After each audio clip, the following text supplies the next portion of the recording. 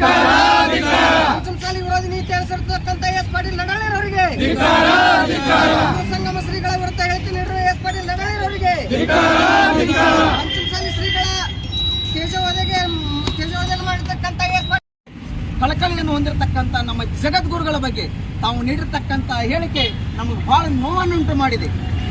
ಆ ನಮ್ಮ ಶ್ರೀಪೀಠಕ್ಕೆ ಬಂದು ಪರಮ ಪೂಜ್ಯರ ಬಗ್ಗೆ ಕ್ಷಮೆ ಕೇಳಬೇಕಂತ ಮತ್ತೊಮ್ಮೆ ಒತ್ತಾಯ ಮಾಡುತ್ತಾ ಈ ಒಂದು ಪ್ರತಿಭಟನೆಯಲ್ಲಿ ತಮಗೆಲ್ಲರಿಗೂ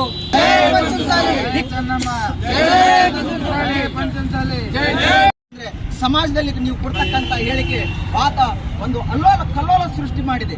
ತಾವು ಗಮನಿಸಬಹುದು, 12ನೇ ಶತಮಾನದಲ್ಲಿ ಬಸವಣ್ಣ ಹೇಳಿಕೊಟ್ಟಾನೆ, ಮಾತೆತ್ತಿದರೆ ಬಸವಣ್ಣನವರ ಬಗ್ಗೆ ಹೇಳ್ತೀರಿ ತಾವು ನಡಾಳಿಯವರೇ. ನುಡಿದರೆ ಮುತ್ತಿನ ಹಾರದಂತಿರಬೇಕು. ಹೆಂಗೆ ನುಡಿಬೇಕಾದ್ರೆ ಬಸವಣ್ಣವರು ಮಾನ್ಯ ಎಸ್ ಪಾಟೀಲ್ ನಡಾಳಿರವರು ಮಾನ್ಯ ಮಾಧ್ಯಮಗಳಿಗೆ ಉಳಿದಿದ್ದಾರೆ ಅನ್ನುವ ಒಂದು ಹೇಳಿಕೆಗೆ ಮಾನ್ಯ ಎಸ್ ಪಾಟೀಲ್ ನಡಾಳಿಯವರು ತಮ್ಮ ಹೇಳಿಕೆ ನೀಡುತ್ತಾ ಸ್ವಾಮೀಜಿಗಳಾಗಿದ್ದರೆ ಒಂದು ವ್ಯಕ್ತಿಗಾಗಲಿ ಒಂದು ಧರ್ಮಕ್ಕಾಗಲಿ ಹೇಳಿಕೆ ನೀಡಿದ್ದಾರೆ. ಆ ಹೇಳಿಕೆಯನ್ನು ನಮ್ಮ ಪಂಚಮಸಾಲಿ ಸಮಾಜದ ವತಿಯಿಂದ ನಾವಿವತ್ತ ಖಂಡಿಸ್ತಾ ಇದ್ದೇವೆ. ಯಾಕಪ್ಪ ಅಂದ್ರೆ ಪಂಚಮಸಾಲಿ 3 ವರ್ಷಗಳ ಕಾಲ ಪಾದಯಾತ್ರೆ ಮಾಡಿ ಹೋರಾಟ ಮಾಡಿ ಮಕ್ಕಳ ಶಿಕ್ಷಣಕ್ಕಾಗಿ ದುಡಿಯುತ್ತಿರುವ ಸ್ವಾಮೀಜಿಯವರು ಅದೇ ರೀತಿಯಾಗಿ ಬಸವನಗೌಡ ಪಾಟೀಲ್ ಯತ್ನಾಳರವರು ಗೊತ್ತಿದೆ. ಬಸವನಗೌಡ ಪಾಟೀಲ್ ಯತ್ನಾಳರವರು ಮೀಸಲಾತಿ ಹೋರಾಟದ ಕುರಿತು ಹೋರಾಟವನ್ನು ಮಾಡಿದ್ದಾರೆ. ಸಮುದಾಯದ ನಾಯಕರ ಪರವಾಗಿ ನಿಲ್ಲುವುದು ಸಾಮಾನ್ಯ, ಅದೇ ಪರವಾಗಿ ಪಕ್ಷ ಕಡೆಗಣನೆ ಮಾಡಬಾರದು.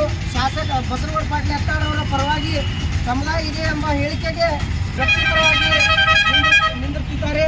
ಹಾಗೂ ಒಂದು ಜಾತಿ ಪರವಾಗಿ ಹೋರಾಟ ಮಾಡುವವರು ಸ್ವಾಮಿಗಳೇ ಅಲ್ಲ, ಕ್ಯಾವಿದಾರಿಗಳೇ ಅಲ್ಲ ಅಂತ ಹೇಳಿಕೆ ನೀಡಿದ್ದಾರೆ. ಆ ಹೇಳಿಕೆ ನಿಜಕ್ಕೂ ನಮ್ಮ ಸಮುದಾಯಕ್ಕೆ, ನಮ್ಮ ಸ್ವಾಮೀಜಿಗಳ ಅಪಾರ ಭಕ್ತ ವೃಂದಕ್ಕೆ ನೋವುಂಟಾಗಿದೆ.